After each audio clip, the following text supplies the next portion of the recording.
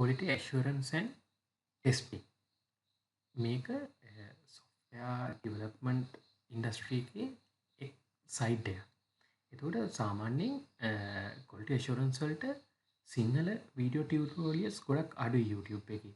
ගොඩක් තියෙන්නේ Indian සහ English video tutorials තමයි තියෙන්නේ.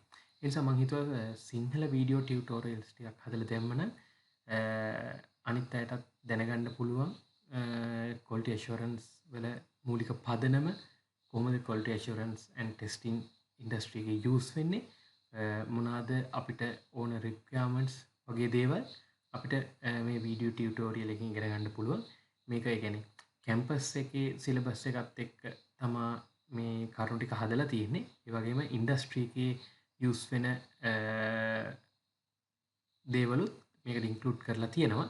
ඒ නිසා දැන් සාමාන්‍ය quality assurance එකේ සයිඩ් එක ගැන මුලින්ම බලන්න කලින් අපි software development life cycle එක ගැන පොඩි knowledge එකක් අරන් ඉන්න ඕනේ.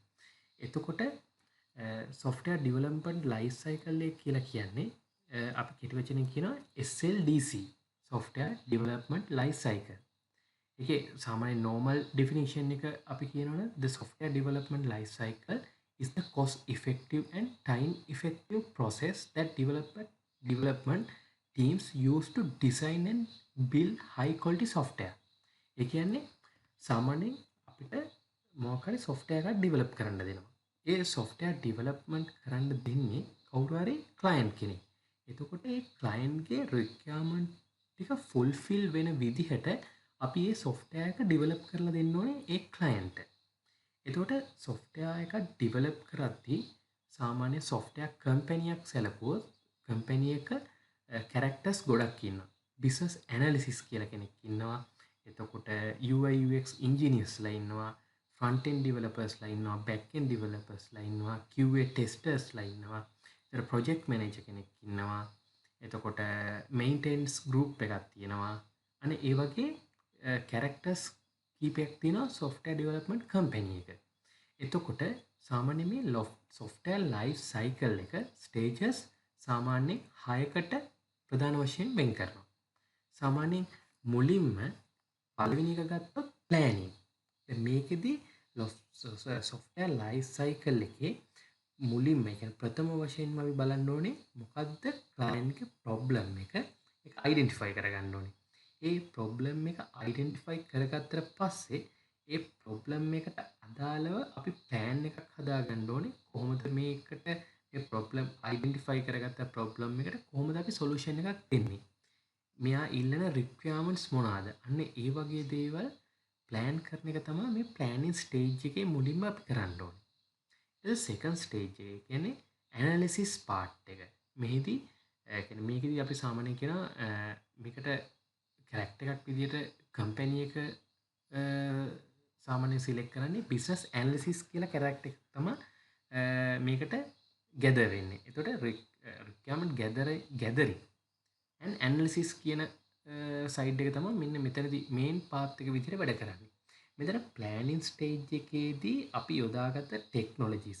ඒ කියන්නේ ඒ technologies කොහොමද analysis කරන්නේ? කියන්නේ data analysis and requirement gathering. කියන්නේ customer ගේ functional requirements, non-functional requirements මොකක්ද යාට එතනදී වෙන්න ඕනේ, කොහොමද මේ functions වැඩ කරන්න ඕනේ, අන්න ඒ වගේ දේවල්. දැන් මේ මෙතන planning stage එකයි analysis stage එකේදී SRS document එක අපි හදනවා. ඒ කියන්නේ software requirement specification document එක. මෙන්න මේකේ තමයි සම්පූර්ණයෙන්ම තියෙන්නේ customer ගේ requirement මොනවාද යාට තියෙන problems, එයාට මොකද්ද මේ software develop software එකකින් අන්තිමට output එකක් විදිහට එයාට එන්න ඕනේ දේ මොකද්ද කියන එක තමයි මෙන්න මේ requirement document එකේදී අපි සාමාන්‍ය document එකක් විදිහට අපි හදන්නේ. ඊට පස්සේ third stage එකට යනවා. ඒක design stage එක. මේ software එක basically define design කරගෙන. ඒතර මේකේ characters විදිහට අපිට UI UX engineers ලා ඉන්න පුළුවන්. ඒතර ඒ වගේම diagrams parts ගත්තොත් class diagram එකක් වෙන්න පුළුවන්. activity diagram එකක් වෙන්න පුළුවන්. ඒ වගේම මෙතන sequence එකක් තියෙනවා. ඒ කියන්නේ කාගෙන් කාටද යන්නේ. ඒ කියන්නේ මේ process එක කොහොමද ගලාගෙන යන්නේ. අන්න ඒ වගේ දේවල් include වෙනවා මේ design කොටසේදී. ඒ වගේම මේ මෙතනදී සාමාන්‍යයෙන් document එකක් create කරනවා අපි SDD කියලා. ඒ කියන්නේ software design document එක. ඊට පස්සේ ප්‍රධානම තව ස්ටේජ් එකක් තමයි software development life cycle එකේ implementation. මෙන්න මේ implementation කොටසේ තමයි අපි software එක develop කරන්නේ. මේකෙදි design එක කරපු ආකාරයට. ඒ කියන්නේ design එක අපිට UI UX engineer කියන මෙන්න මේ requirements තමයි ඉල්ලලා තියෙන්නේ. මේ requirements අනුව අපි design කරලා තියෙනවා software එක. මේ software එකේ design එකට අනුව අපි build කරන්න ඕනේ software එක. මොකක් හරි language එකක් use කරලා ඒ කියන්නේ ඒ client සමහර විට specific language එකක් අවශ්‍ය වෙන්නත් පුළුවන්. එහෙම නැත්නම් ඒ software එකට ගැලපෙන language එකක් use කරලා අපි ඒ software එක develop කරන්න ඕනේ. මේකෙදි web developers ලා ඉන්නවා, front end, back end, architectures ලා අන්න ඒ වගේ characters කීපයක් මෙන්න මේ මෙතනදී අපිට හම්බ වෙනවා. ඊට පස්සේ අපි දැන් මේ වීඩියෝ ටියුටෝරියල් එකේ කතා කරන්න යන්නේ අනිත් ස්ටේජ් එක ගැන තමයි වැඩිපුරම කතා කරන්නේ. ටෙස්ටිං. මෙන්න මේ මෙතනදී ඒ කියන්නේ කස්ටමර්ගේ රික්වයර්මන්ට් 100% ෆුල්ෆිල් වෙනවද කියන එක තමයි අපි මෙතනදී මේ ස්ටේජ් එකේදී චෙක් කරන්නේ. ඒ කියන්නේ සාමාන්‍යයෙන් අපි කියන්නකෝ කස්ටමර් කියනවා එයාට මෙන්න මේ රික්වයර්මන්ට් එක ෆුල්ෆිල් වෙන්න ඕනේ. එතකොට අපි ඒ software එක design එකේදී development එකේදී ඒ දේ software development එක පැත්තෙන් සිදු වෙලාද ඒ කස්ටමර්ගේ රික්වයර්මන්ට් එක ෆුල්ෆිල් වෙලාද කියන එක චෙක් කරන එක තමයි software testing part එකේදී වෙන්නේ. මෙන්න මේ මෙතනදී software testing එක කරනවා mainly කොටස් දෙකකට. automation testing and manual testing. අපි මේක deep කතා කරනවා ඉස්සරහ තියෙන videos වලදී. මෙතන මේ පොඩි ආරම්භයක් විතරයි ගන්න SLDC කියන්නේ මොකක්ද? ඒකේ තියෙන stages මොකක්ද? අන්න ඒ වගේ. මෙන්න මේ SLDC එකේ අන්තිමට වගේ තියෙන testing. ඒ කියන්නේ මෙතන requirements ටික fulfill වෙලා නම් තියෙන්නේ. මෙන්න මෙතනින් තමයි software එක release වෙන අවසාන තැන. ඒ කියන්නේ මේ requirement ටික 100% වගේ fulfill වෙලා නම් මේක අපිට issue කරන්න පුළුවන් කස්ටමර්ට. නැත්තම් මේක ආයේ backward යවලා මේකේ තියෙන errors bugs ටික හදලා තමයි අපි ආයේ outsource කරන්නේ. එතකොට මේ testing part එකේදී සාමාන්‍ය third party tools use කරනවා. ඒතර automation කරනවා නම් third party tool use කරලා තමයි අපි කරන්න ඕනේ testing. නැත්තම් manually testing අපිට කරන්නත් පුළුවන්. මෙන්න මේ වගේ කැටගරි ප්‍රමාණයක් තියෙනවා. ඊට පස්සේ අන්තිමට තියෙන්නේ software development life cycle එකේ maintain. ඒ කියන්නේ අපි software එක develop කරලා outsource කරාට පස්සේ කියන්නේ customer-ට අපි කියන්නේ client hand over කරාට පස්සේ එයා use කරද්දී මේකේ සමහර දෝෂ එන්න පුළුවන්. දෝෂ නැති වුණත් අපි මේ දැන් new technology එකත් එක්ක මේ ඉස්සරහට යද්දී මේ software එක සමහර stages තියෙනවා database එහෙම අපි අලුත් languages වලට මාරු කරන්න. ඒ කියන්නේ අන්න ඒ වගේ අලුත් environment එකකට මේක හදද්දී ඒ කියන්නේ දැන් අද හදන software එකක් තව අවුරුදු 10කින් යම්කිසි development එකක් තියෙන්න ඕනේ. ඒ software එකම use කරත් ඒකෙම අලුත් version එකක් විදිහට එන්න ඕනේ. අන්න ඒ version එක develop කරන part එක තමයි සාමාන්‍ය maintain කියලා කියන්නේ.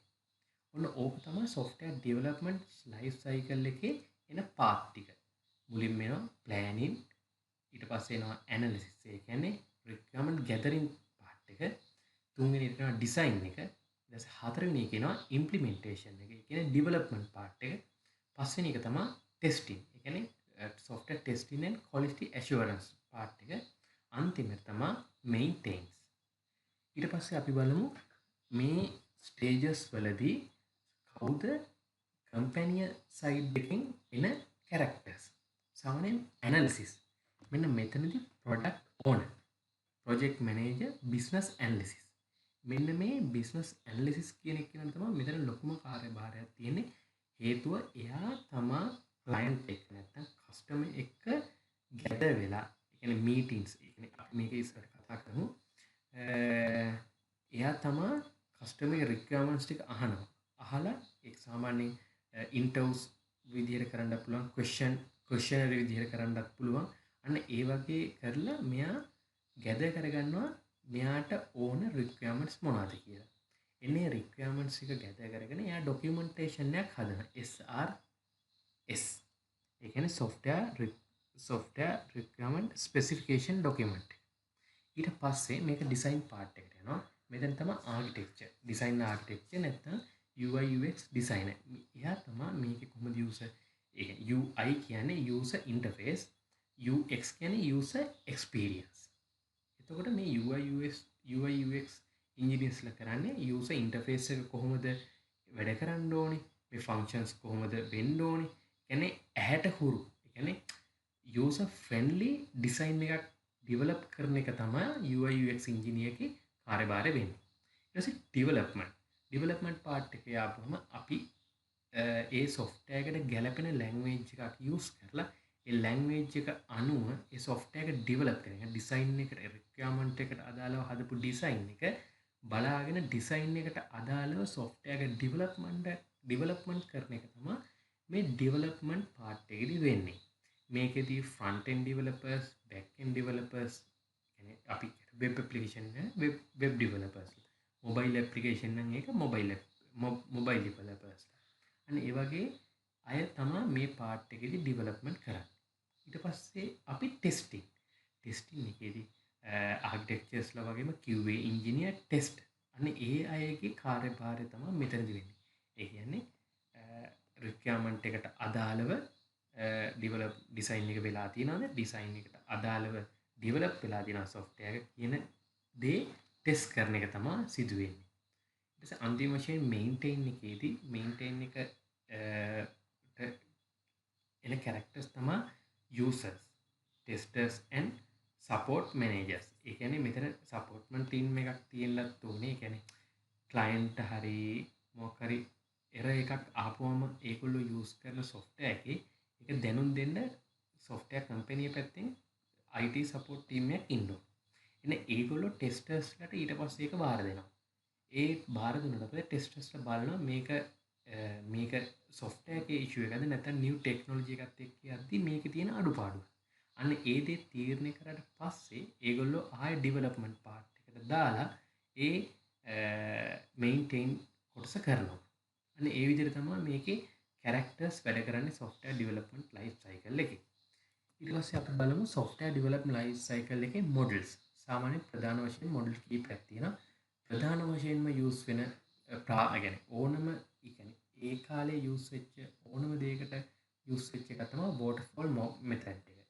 ඊට පස්සේ V model එක, agile model එක, spiral model එක. ඒතර මේ model ටික use වෙන්නේ අපේ software development එක මත. ඒක requirement එක මත. ඒ කියන්නේ අපි software එකක් ඒ requirements ටික බලලා ඒ requirements අනුව develop කරගෙන යද්දි ඒ කියන්නේ හැම අපි හදන software development එකකටම මේ හැම model එකක්ම දාන්න බෑ. සමහර model තියෙනවා waterfall model එක යොදන්නම ඕනේ. සමහර ඒවා තියෙනවා agile model එක යොදන්නම ඕනේ. ඒවා specify වෙච්ච models තියෙනවා. ඒ හැම එකටම යොදන්න බෑ. ඒ නිසා අපි ඒ requirements අනුව develop කරන languages අනුව එහෙම තීරණය කරලා තමයි මේ model ටික අපි use කරන්න ඕනේ. ඒක නිසා දැන් අපි මම හිතනවා අවබෝධයක් එන්න ඇති SDLC කියන්නේ software development life cycle එක පිළිබඳව. ඊළඟ වීඩියෝ වලදී අපි කතා කරනවා software testing. කියන්නේ software testing and quality assurance කියන්නේ ප්‍රධාන වශයෙන්ම මේ වීඩියෝ ටියුටෝරියල් එකේදී කතා කරන්නේ software testing and quality assurance පිළිබඳව. මොකද ගොඩක් සිංහල ටියුටෝරියල්ස් අඩුයි. ඒක නිසා අපි ඊළඟ වීඩියෝ වලින් මේ software development life cycle එකේ main part එකක් වෙන. ඒ කියන්නේ පස්වෙනි part එක වෙන testing. software testing and quality assurance part එක ගැන සවිස්තරාත්මකව කතා කරනවා. Thank you.